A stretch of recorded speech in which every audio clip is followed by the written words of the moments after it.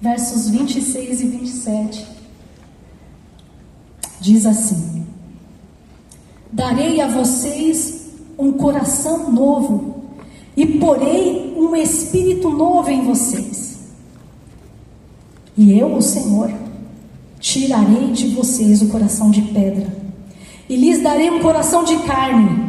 Porei o meu espírito em vocês, os levarei a agirem segundo os meus decretos e a obedecerem fielmente as minhas leis.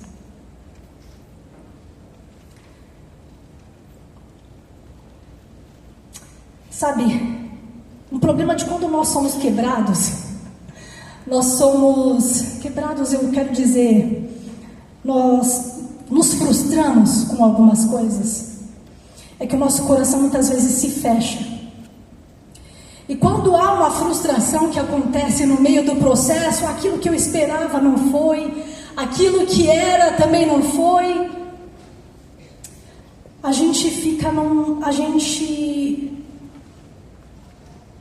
muitas vezes coloca algumas condições.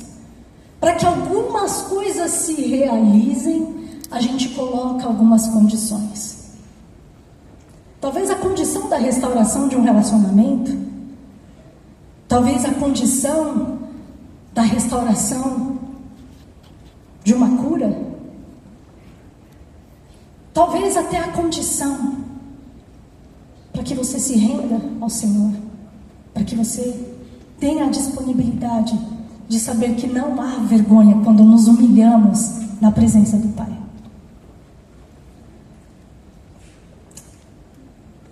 Israel, ele estava novamente passando um exílio, tempo de exílio babilônico. E Deus, porque esse texto é o próprio Senhor falando assim: olha, eu vou dar um coração a vocês. E esse coração será um coração diferente. E o salmista, no Salmo 139, ele diz: Senhor, eu sei que o Senhor me sonda. Eu sei que o Senhor conhece o mais íntimo do meu ser, que quando eu ainda era um ser informe, que o Senhor já me sondava ali. Mas ele também fala: Pai, como os teus pensamentos são assombrosos e maravilhosos. Porque onde que eu posso ir fora da sua presença? Se eu for ao mais profundo mar, o Senhor ali está. Se eu for no mais profundo monte, o Senhor ali também está. Quem pode fugir das mãos do Senhor, do Mestre? E nós precisamos hoje, o meu convite hoje, é que quando os nossos relacionamentos são quebrados, quando nós estamos quebrados, nós colocamos condições para nos relacionar com o Senhor.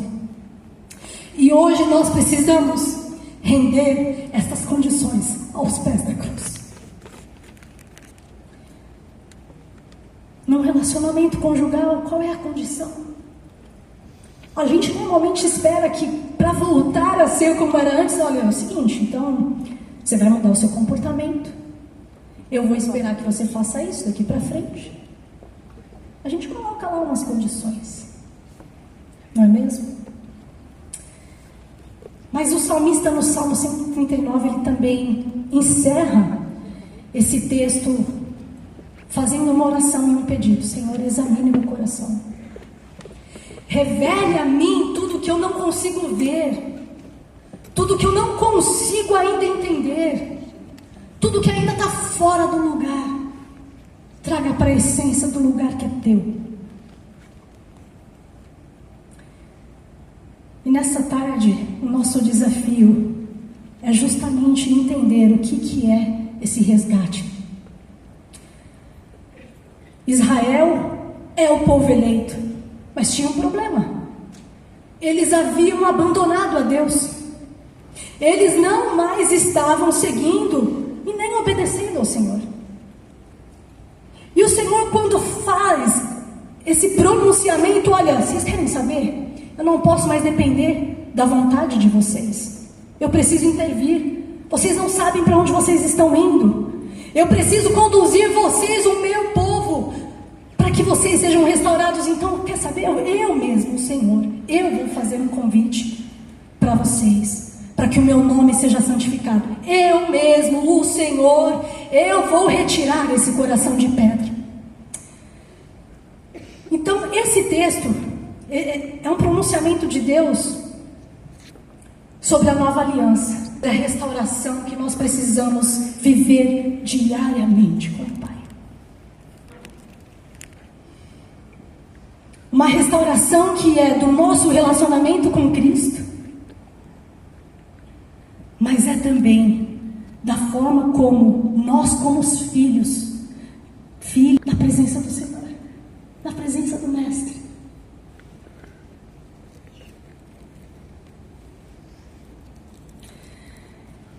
Então nós vamos falar aqui sobre 4 dimensões da restauração. Como nós podemos, quando um coração está de pedra, é um coração de pedra, como de fato acontece então essa restauração, essa revivificação do Pai conosco? E o primeiro ponto é um ponto extremamente importante. O primeiro ponto diz que o Senhor é quem irá purificar Israel com água pura. É o Senhor que vai purificar. Então, quando a água é usada nos feitos do Senhor, quando Ele abre o Mar Vermelho, quando o povo está prestes a entrar na terra prometida, quando nós usamos a água para o batismo, a água tem uma prefiguração da purificação que o Senhor quer trazer sobre nós. Mas se a água precisa limpar nós das nossas profanações, dos nossos ídolos, da nossa inimizade com o Senhor, da nossa desobediência, nós precisamos, em primeiro lugar, reconhecer que sem purificação não há limpeza.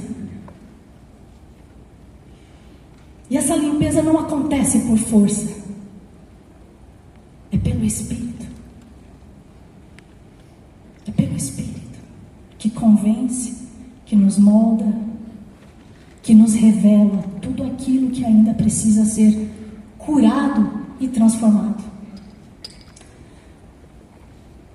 Então, se o primeiro ponto é que Deus vai purificar os nossos corações, o segundo ponto é que Ele precisa remover um coração endurecido de Israel, porque Israel fazia parte do plano. Como que o meu povo não me obedece mais? Ele não me ouve. O que representa um coração que não é mais sensível, não é mais moldável, não é mais ensinável? O coração de pedra, ele prefigura alguns dos nossos sentimentos mais difíceis. As nossas mazelas, nossas inseguranças, tudo aquilo que rouba a paz. Representa um coração incorrigível.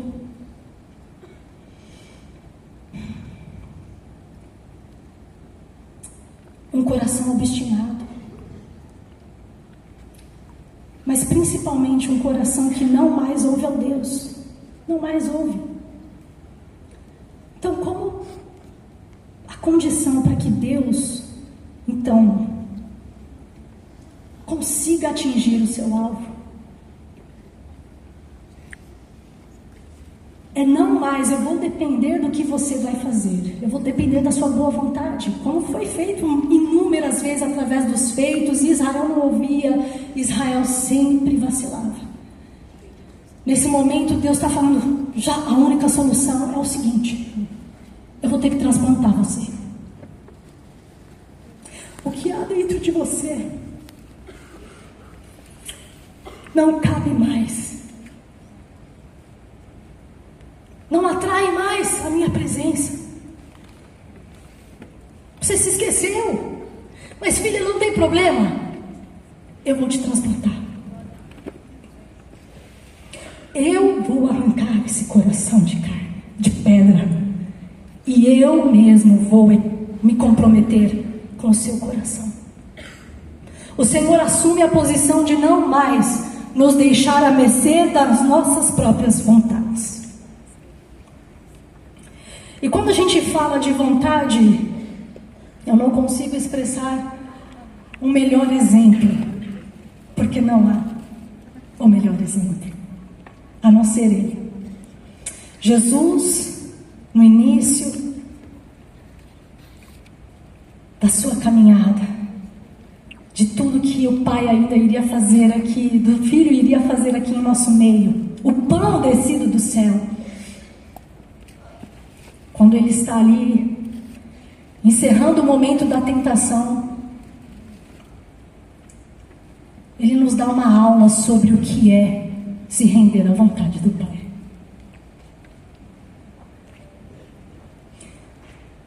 Ele, encerrando ali seu tempo de consagração, de jejum, de purificação, o diabo vem perto dele. Olha, eu não sei, né? Estão dizendo que você é o Cristo. Não sei, eu estou com uma dúvida. Mas será que você é mesmo? Não, porque se você for o Cristo, se é que estão dizendo quem você é, olha, não sei. Peça para que essas pedras se transformem em pães. E Jesus, ali ele, pacificamente, nem só de pão vive o homem, mas de toda palavra que vem do Senhor. Em outras palavras, Jesus ele dá uma declaração ali que Eva não conseguiu, que Adão não conseguiu. A minha vontade é agradar o Pai. Eu não vivo só do pão. E outra, a dúvida é sua. Eu não tenho que fazer a sua vontade para provar que eu sou quem eu sou. Mas quantas vezes o inimigo ardilosamente não vem falar na nossa mente? Eu não sei. Você está dizendo que você é filha. Ah, não sei, eu estou aqui com uma dúvida. Olha aí o que você acabou de fazer.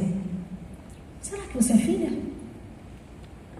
Quantas vezes não vem a acusação?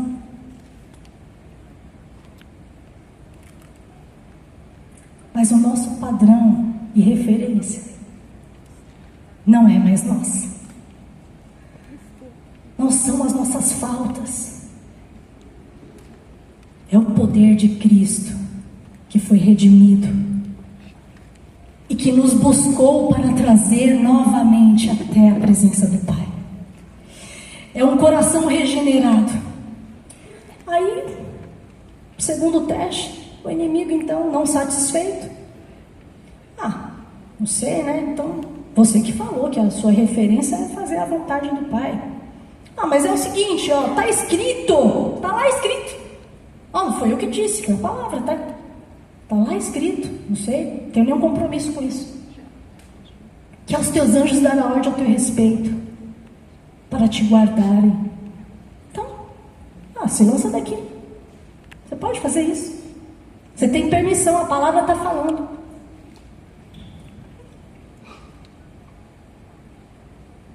Quase como se, porque está escrito na palavra, que uma coisa anulasse a outra. E ele sabiamente pega e fala assim: não tentarás ao Senhor teu Deus. E nesse momento, quando nós estamos nesse processo, Senhor, eu já entendo que o meu coração precisa ser transplantado. Eu já entendo que eu dependo do Senhor e que esse coração insensível, incorrigível, difícil, ele precisa se submeter a Ti.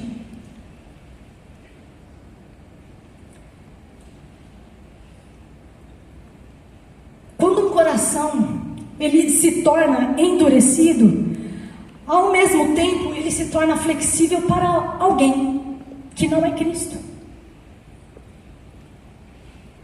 que não é o Mestre, que não é o Pai. E para quem será que o nosso coração incorrigível, inflexível, está dando lugar para quê? Para quem ou como? Então, o convite do Senhor, olha, eu vou te trazer um coração de carne. O coração de carne significa restauração. Significa voltar a sentir novamente o prazer da minha presença. Significa voltar a ser responsível a quando eu te chamo. Significa uma abertura para a transformação. E significa que nenhuma humilhação que você sente será vergonha eterna. Porque o pai mesmo, o filho se comprometeu e o pai trouxe o próprio filho para que não houvesse nenhuma condenação mais em ti. E quantas vezes na prática será que nós estamos lançando sobre ele toda a voz de condenação, toda a voz de humilhação, toda a voz de culpa, de amargura, de escassez, de infidelidade muitas vezes? Como que nós podemos flexibilizar o nosso relacionamento com o Pai diariamente? Porque Jesus é o nosso padrão para desenvolver a vontade no lugar certo. Ele é a nossa referência. A condição de receber o transplante que Deus nos programou envolve uma remoção de um órgão que é petrificado. A substituição por algo que vem não mais de nós, mas vem... O coração é transplantado, mas o espírito é colocado. Não tem como Deus não restaurar sem Ele colocar e depositar o seu espírito. Então o terceiro ponto é que Deus vai fazer com que o seu povo seja obediente. Quando Ele transplantar o seu coração, quando você lançar sobre Ele tudo aquilo que você não consegue carregar, tudo aquilo que você já não suporta, que você não dá conta, o Pai está dizendo: filha, eu recebo essa conta. Eu já recebi essa conta. Por que você está tão ansiosa? Por que os nossos corações se inquietam tanto, mesmo nós sabendo a verdade?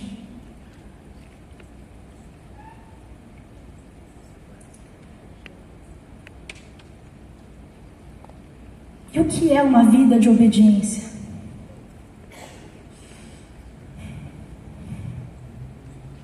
É uma entrega diária.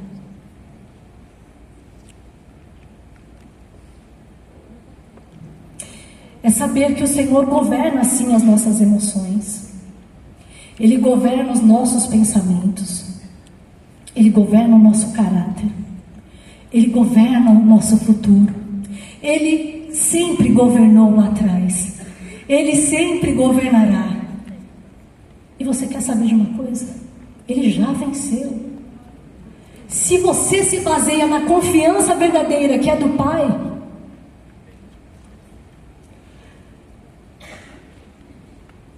por que não trocar a voz de tristeza por uma voz de júbilo? Por que não trocar a voz da insegurança por uma voz de confiança que não vem de ti? Mas o Pai está te dizendo: filha, qual é o preço? Qual é a condição para você voltar? Qual é o preço? E uma vida de obediência envolve, se Jesus passou por tentações, envolve que a gente também faça uma reflexão e tenha vigilância. Eu estou cedendo às tentações? Em quais situações, é importante que você pense, em quais situações eu tenho a tendência a falhar? Eu sei que isso me traz um custo emocional, traz um prejuízo nos meus relacionamentos,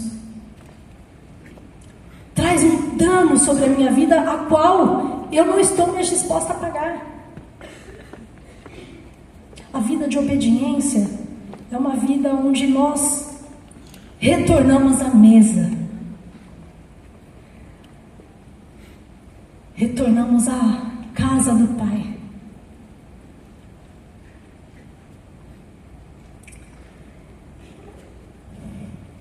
Eu não sei você, Mas o Senhor, Ele forja o nosso caráter a partir das provações que Ele nos traz. Ele revela o que estava oculto. Porque se em parte a gente resiste ao problema das provações, em parte aquilo que o nosso coração revela é uma oportunidade do Senhor trabalhar e falar: filha, é isso aí, entrega para mim. Entrega.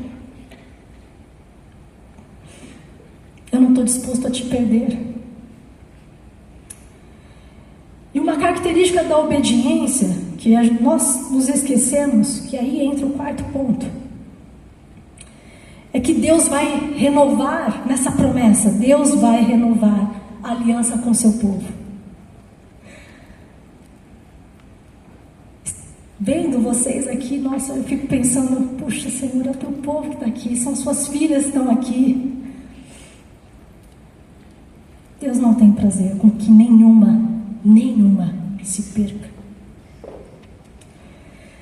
Mas a questão da renovação e da obediência envolve também a conscientização de você saber que você vive numa hereditariedade que não está no lugar, não está ajustada. Você está vivendo uma herança, mas não é essa a condição que o Senhor separou para você. Não é.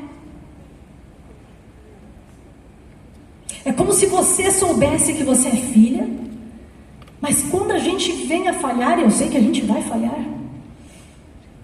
nós optássemos por uma vida de bastardia. E o Pai quer hoje renovar, transformar o seu coração, transplantar aquele coração que está rígido. Ainda é difícil de ouvir aquilo que o Senhor quer trazer, para hoje renovar e regenerar o legado de hereditariedade que o Pai tem com você, como filha, uma filha eleita.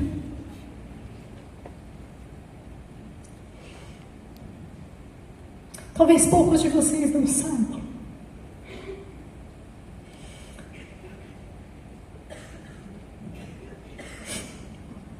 Eu tive a alegria de crescer numa casa em que o Senhor era louvado.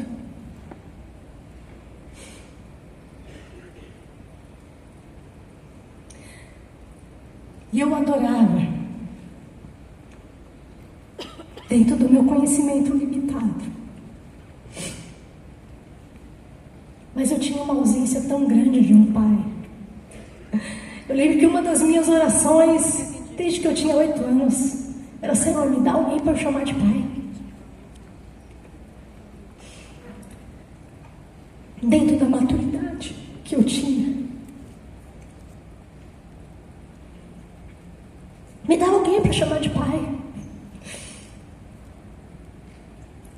Em um dado momento, eu chegava sempre da escola, eu via as famílias, as meninas com seus papais. Eu chegava da escola, eu ia para o meu quarto, ia orar. Obrigada. Eu ia orar.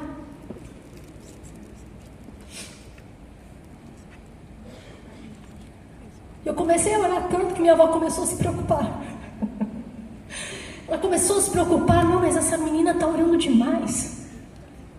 Ela na época me levou para o pastor da igreja e falou assim: Senhor, pastor, ora pela minha neta. Eu não sei que preocupação que está acontecendo no coração dela, mas ela não para de orar.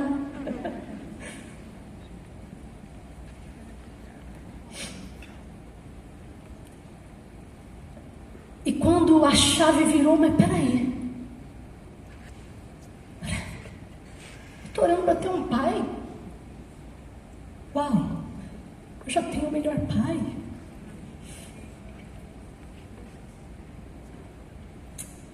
Em que lugar você tem colocado Deus, o Senhor, na sua vida? Não há nada que o Pai não possa fazer. Não há condição que Ele não possa pagar, porque na verdade todo o preço já foi pago.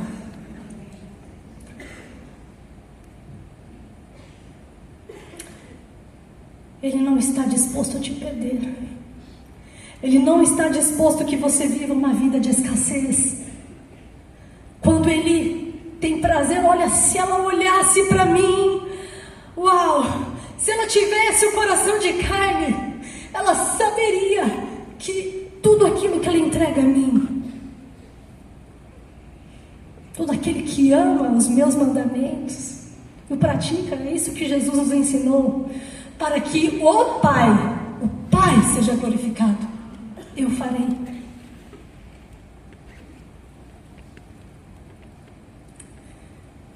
Eu não sei vocês, mas o meu coração exala de alegria quando eu sei que eu tenho um Pai. Quando eu sei que a minha mãe foi uma mulher guerreira. Quando eu sei que eu não ando só. E Deus definitivamente não quer que você ande só. Eu sempre gosto de lembrar que Maria, quando recebeu a prenunciação do que viria a acontecer, que ela receberia o Cristo, o Espírito também deu uma ordem. Você não vai andar só. Vá lá à casa de Isabel. É com ela que você vai ser forjado. É com ela que você vai andar.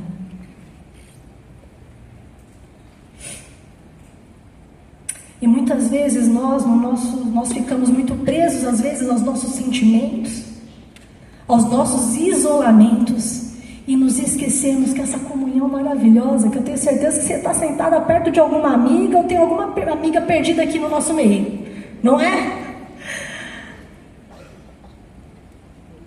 Como nós exercitamos diariamente a renovação da aliança?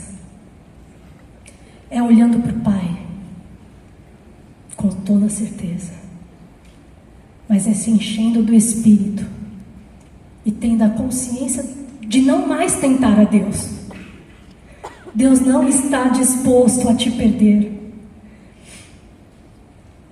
O espírito alinhado e um coração moldado em Deus, na nova realidade, produz uma disposição que é voluntária à obediência.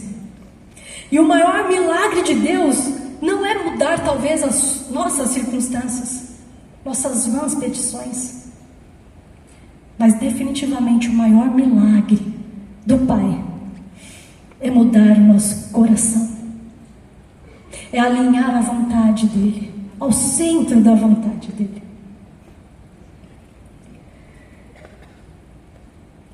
E é aqui que entra o milagre da dádiva poderosa da redenção, da ação redentora de Cristo. Você me ama? Ele perguntou para Pedro. Eu imagino como deve ter sido difícil. Pedro, você me ama? Depois de Pedro ter sido feito o que fez. Pedro, você me ama? Eu imagino o silêncio. O que Pedro podia dizer? Depois de não ter aceitado a revelação que o próprio Cristo disse que ele iria negar ele. Pedro, você me ama?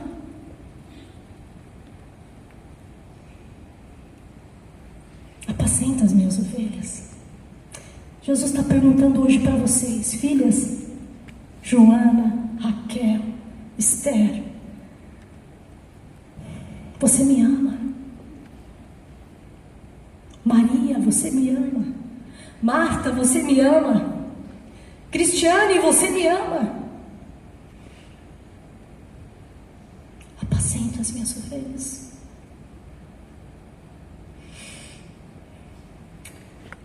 Então, nesse momento,